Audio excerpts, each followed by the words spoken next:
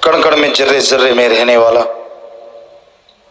सारी सृष्टि को बनाने वाला, उसके लिए क्या असंभव हो सकता है जो सारी सृष्टि को बना के सैकड़े त्रिलोकियां, त्रिलोकी कहते हैं, यहां 3 तरह के जीव होते हैं, एक जो दिखते हैं, एक दिखते नहीं, और एक देवी देवता फरिश्ताओं के शरीर से। दिखते हैं स्थूल काय, नहीं दिखते सूक्ष्म काय, और देवी देवताओं का ऐसे हाथ हो तो परछाई ना पड़े, उसे कहते हैं कारण काय। 3 तरह के शरीर यहां पे होते हैं, उसको त्रिलोकी बोलते हैं। ऐसे सैकड़े त्रिलोकियां हैं, और यहां जाके आत्माओं का वास होता है भक्ति के अनुसार, सेवा सिमरण के अनुसार। तो वो सचखंड निज धाम, वहां पे पता नहीं कितनी रूहों का वास है, और सबके साथ परमपिता परमात्मा है जहरा तौर पे। यहां तो नजर नहीं आता, लेकिन वहां तो हर आत्मा का मालिक सदगुरु मौला उनके साथ है। तो वो कैसा होगा जो हर जगह एक होते हुए भी मौजूद है। वो सुप्रीम पावर, वो परमपिता परमात्मा हर जगह है, पर वो हैरानी की बात यह है हर जगह होते हुए भी वो अजन्मा है, वो जन्म नहीं लेता, और अजाप है, उसका जाप नहीं हो सकता। उस तक जाने के लिए जाप करना पड़ता है। जब उसकी शब्द को, धुन को पकड़ लेते हैं, जाप की जरूरत नहीं पड़ती। अवर्णनीय है, कोई तुलना नहीं है उसके बराबर। तो वो क्या नहीं कर सकता। आदमी के अंदर रोग पैदा होते हैं, कर्म रोग, या फिर उसके शरीर के खरीदे गए रोग। कोई सच्चे दिल से परमपिता परमात्मा को याद करे तो जिसने ये शरीर बनाया है वो उन रोगों को शरीर में से ऐसे निकाल देता है जैसे मक्खन में से बाल निकाल देते हैं, मालूम तक नहीं पड़ता। पर बात संतों के वचनों को मानने की है। अगर कोई मान ले, सहज सुभाए फकीर कहते हैं, कहते नहीं मालिक कहलवाते हैं, और उनको कोई उसी समय पकड़ ले, बस बेड़ा पार हो जाता है। असंभव भी संभव हो जाया करता है। लेकिन वचनों की भक्ति है कलयुग में। मान लिया तो ठीक है, ना माना तो भरो। संत गुस्से नहीं होते कि मेरा वचन क्यों नहीं माना, दुखी जरूर होते हैं कि भाई इसके कर्म काट रहे थे, पहाड़ गिरने वाला था, लेकिन ये है जालिम, मानने को तैयार नहीं। चलो फिर क्या कर सकते हैं। तो वो अल्लाह, वो वाहिगुरु, वो राम इतना शक्तिशाली है कि सच्चे दिल से याद करने मात्र से वो इंसान की जायज इच्छाएं पूरी करनी शुरू कर देता है। तो जरा सोचिए, अगर कोई लगातार भक्ति करे, लगातार इबादत करे, तो क्या कोई कमी आने देगा? कभी नहीं, कभी नहीं। तो इसलिए उसको सच्चे दिल से याद करो, फरियाद करो। वो परमपिता परमात्मा दया का सागर, रहमत का दाता, कोई कमी नहीं छोड़ता किसी भी तरह की। तो इसलिए अगर आप उस परमपिता परमात्मा की दया में रहमत के काबिल बनना चाहते हैं, उसकी कृपा दृष्टि के लायक बनना चाहते हैं, तो ये जरूरी है आप उसके नाम का सुमरन किया करो। दिखावे की जरूरत नहीं, उसको दिखावा बिल्कुल पसंद नहीं है। दिखावे से तो समझदार आदमी भी नहीं पसीजता, उसको भी पता चल जाता है यार ढोंग कर रहा है, पाखंड कर रहा है। तो वो खसम जिसने सबको बनाया है वो कैसे दिखावे में आ जाएगा? जरा सोचिए। वो तो सवाल पैदा ही नहीं होता, वो तो हकीकत में यकीन रखता है। आप कैसे हैं, किस तरह के हैं, वो सब जानता है। क्या विचार आपके अंदर चल रहे हैं और क्या आने वाले हैं उसको मालूम है, आपको नहीं। आपको तो इतना मालूम है क्या आए थे और क्या आ रहे हैं, आएंगे क्या ये भी उस मालिक को पता है। तो बताइए आप उससे क्या छुपा पाएंगे? फिर भी झूठ, फिर भी कुफ्र तोलना, अपनी बेड़ी में बट्टे डालना है।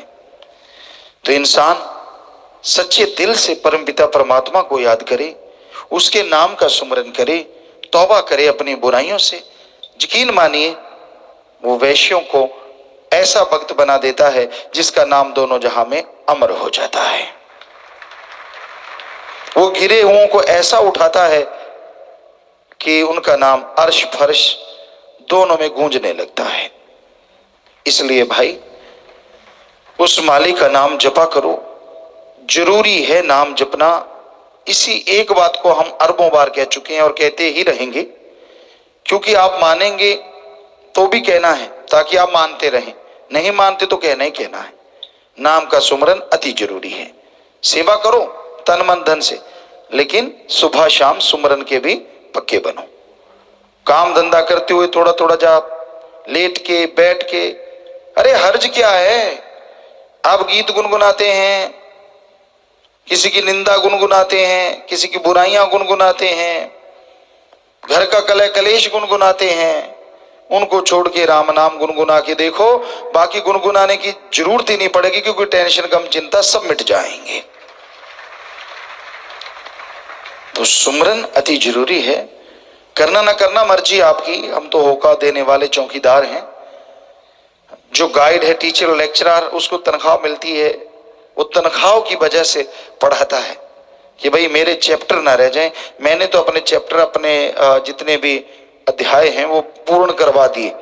आगे बच्चों के हाथ ऊपर है, वो फॉलो करते हैं कि नहीं, उन पे चलते हैं कि नहीं। पर रूहानी संत पीर फकीर तो मालिक की रहमत के काबिल बन चुके होते हैं, उनको उनका मालिक करवाता है, तो वो भी सारे चैप्टर जिंदगी के जीव को समझाते रहते हैं। और यही कहते कि मुख्य चैप्टर अगर आप पास कर लो तो बाकी सारों में आप जरूर अव्वल आओगे। और मुख्य चैप्टर बचनों पे रहो, सेवा सुमरन करो, तीन ही तो बातें हैं। अमल करके देख लो, 12-25 होगा, कमी नहीं रहेगी। अब ये छोटी छोटी बातें अगर इंसान नहीं मानता तो फिर अपने अपने कर्म हैं, उन्हें कोई नहीं टाल सकता। हमने अजमा अजमा के देखा है, कई केसेज हुए हमारे सदगुरु के साथ। बेपरवाजी ने ख्याल दिया, एक सज्जन आए, शराब पीते थे, मत पी भाई, माफी ली। उनके परिवार वाले खास सेवादार आज भी हैं, तो उनको फिर कहा, फिर लेके आए, 3 बार हो गया, तीसरी बार लेके आए। ये बुद्र वाले की बात, तो उनसे कहा गया कि पीना पीना मत, वरना मौत आ सकती है। अब इससे बड़ी और क्या चीज हो सकती है। कभी कभार ही संतों से मालिक ऐसी बात कहलवाते हैं, तो वो कहता जी नहीं, डर गया, कुछ देर नहीं पी। जब पी 2 घूंट अंदर गई और आत्मा पार बोल गई। फिर एक और परिवार, वो भी पंजाब से आए, यहाँ पे 2-3 बार माफी ली, फिर से गलती। तो कहा कि भाई बाई चांस कोई, हम पहले सोचते नहीं, मालिक ने सतगुरु ने फिर कहलवाया कि अब पी ली तो मौत हो सकती है। उसने बहुत डरा, साल 6 महीने नहीं पी, यार दोस्तों ने जबरदस्ती की, फिर घूंट पी ली और पार। तो फिर रोने पछताने से क्या मिलता है, पहले वचन मानो। कई केसेज, ये तो हमने 2 उदाहरण दिए, ऐसे बहुत सारे केसेज होते हैं। क्योंकि फिर जब मन हावी हो जाता है ना, कौन सा गुरु, कौन सा पीर, भगवान भी आ जाए तो भी कहते हैं टिच करके जाओ, चल हट। क्योंकि मन ताकत ही ऐसी है, बड़े बड़ों को हिला के रख देती है, तो आदमी की तो बिसात ही क्या। तो कहने का मतलब, हम बार बार कहते सुमरन कर लो, भक्ति कर लो, इबादत कर लो, नाम जप लो, कहते ना क्या है, संतों का तो काम ही है। देखो हमने कहा कि ये पूछा करो कि आज सुमरन किया कि नहीं, बहाना देखो मन ने निकाला, कहता मेरा तो मालिक को पता है। बता, इससे बेशर्मी कोई और हो सकती है? ये तो हमने बोला ही नहीं कि आपने आगे से ऐसे कहना है, सिर्फ ये कहना है आज सुमरन किया, कोई पूछ ले कितना तो वो भी बताना है। ये तो बोला ही नहीं कि ये मालिक को पता है, मालिक को तो फिर सारा ही पता है। तेरा अगर चिट्ठा खोल दिया तो जीने के काबिल ना मरने के काबिल। तो अच्छा है कि उसको ऐसा ना बोल, कहीं वो खोलने लग गया तो उसने तो तेरे से खुलवा लेना है। ये पुर्जा हिला दिया, सबको बोल बोल के बताएगा, फिर क्या करेगा। तो अच्छा है सही से मान जाया कर कि आज नहीं किया, शर्म आती है तो अगले दिन कर ले, लेकिन बहाने ना ढूंढ।